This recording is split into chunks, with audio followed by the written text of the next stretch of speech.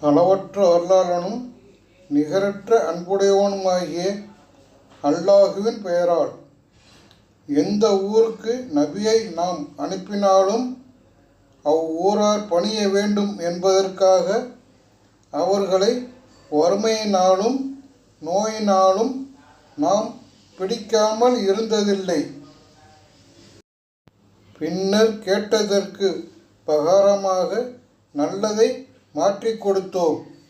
அவர்கள் பல்கி பெருகிய போது எங்களுக்கு மட்டுமின்றி எங்கள் முன்னோருக்கும் துன்பமும் இன்பமும் ஏற்பட்டன எனக் கூறினர். எனவே அவர்கள் அறியாத நிலையில் திடீரென்று அவர்களை தண்டித்தோம்.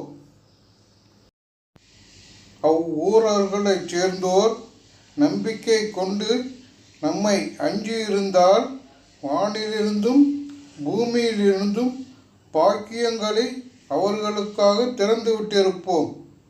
மாறாக அவர்கள் பொய்யெனக் கருதினர்.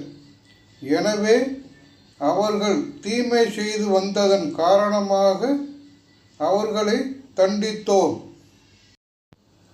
அவர்கள் இரவில் உறங்கிக் கொண்டிருக்கும் போது நமது வேதனை அவர்களுக்கு வரும் என்பதில் அவ்வூரார் அச்சமுற்று இருக்கிறார்களா?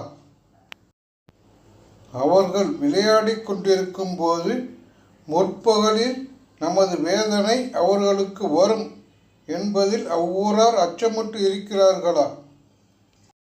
அல்லாஹுவின் சூழ்ச்சியின் அச்சமுற்று இருக்கிறார்களா? நட்டமடைந்த கூட்டத்தினர் தவிர மற்றவர்கள் அல்லாஹுவின் சூழ்ச்சியில் அச்சமற்று இருக்க மாட்டார்கள்.